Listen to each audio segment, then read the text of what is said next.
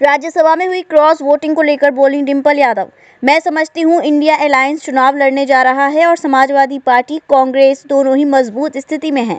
बहुत ही अच्छा चुनाव लड़ने जा रहे हैं। इस तरह की हरकतें जो भाजपा द्वारा की जा रही हैं वह दर्शाता है कि उनकी तैयारी नहीं है।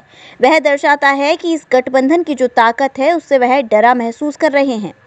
अखिलेश यादव को सीबीआई द्वारा भेजे गए नोटिस पर बोली डिंपल यादव, हम देखते आ रहे हैं कि किस तरह से सीबीआई ईडी का देश में दुरुपयोग होता जा रहा है और जो भी समन आया है, मैं समझती हूँ कि चुनाव को देखते हुए ही और इलेक्शन के बाद गठबंधन हो गया है और मजबूत स्थिति में है हमारी आज उत्तर प्रदेश में, उसके देखते हुए ही आया है। ये खाली समाजवादी पार्टी को ही नहीं आया है। इस तरह के ईडी के नोटिस लोगों को भी जाते हैं। जीएसटी के माध्यम से इनकम टैक्स के नोटिस भेजे जा रहे हैं। मैं समझती हूँ हर तबके को दबाने की कोशिश हो रही है, लेकिन इस बार का चुनाव बहुत ही महत्वपूर्ण चुनाव है और ये हमारे लोकतंत्र को भी बचाने का चुनाव है और हम पूरी मजबूती के साथ चुनाव में लड़ेंगे। अपार लोगों का साथ और समर्थन मिला है क्योंकि सरकार से सभी लोग त्रस्त हैं। मुलाकात करेंगे, क्या तैयारी?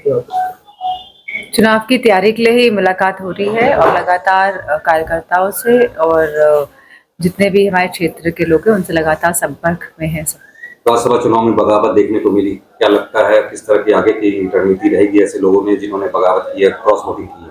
मैं समझती हूँ कि क्योंकि इंडिया अलायंस चुनाव लड़ने जा रहा है और समाजवादी पार्टी और कांग्रेस दोनों ही बहुत ही मजबूत स्थिति में हैं और बहुत ही अच्छा चुनाव लड़ने जा रहे हैं, तो इस तरह की हरकतें जो भाजपा द्वारा की जा रही है वो दर्शाता है कि वो कितने तैयारी नहीं है उनकी, और दर्शाता है कि वो किस तरह से इस गठबंधन की जो ताकत है उसको महसूस कर रहे हैं। सीबीआई द्वारा राष्ट्रीय अध्यक्ष को नोटिस जारी करना, वो भी चुनाव लगभग लोग तैयारी में लगे हुए हैं गठबंधन। हम देखते आए हैं कि पूरे देश में किस तरह सीबीआई का, ईडी का दुरुपयोग लगातार होते जा रहा है और जो भी समन आया है, जो भी आया है, मैं नहीं समझती हूँ कि चुनाव को देखते हुए और इलेक्शन के बाद जब गठबंधन हो गया है और जब मजबूत स्थिति है हमारी आज उत्तर प्रदेश में, उसको देखते हुए आया है।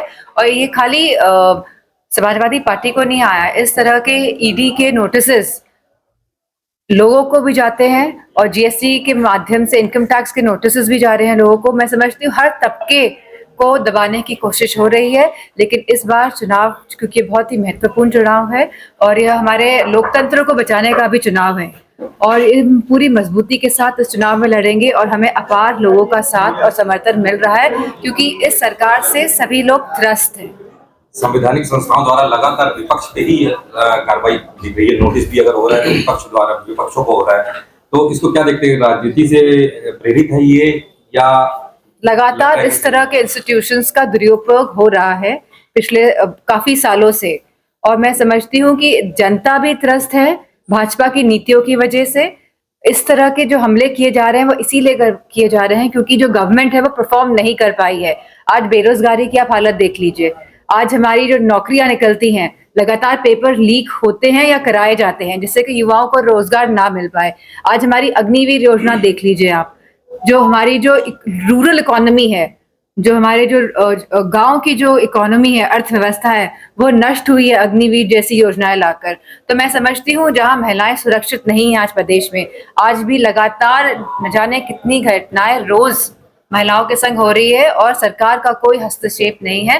तो मैं समझती हूँ आने वाले चुनाव बहुत ही महत्वपूर्ण चुनाव है, हमारे संविधान को बचाने के चुनाव है। जिस तरह मीडिया का भी रुख रहा है सब विपक्षी पार्टियों की तरफ, तो मैं समझती हूँ ये भी बहुत बड़ा एक मुद्दा है और मुझे खुशी है कि समाजवादी पार्टी मजबूती के साथ ये चुनाव लड़ने जा रही है। जैसा चुनाव नजदीक आ रहा है, समाजवादी पार्टी लोकसभा को छोड़ के बीजेपी का दामन थाम है, क्या क्या माना है?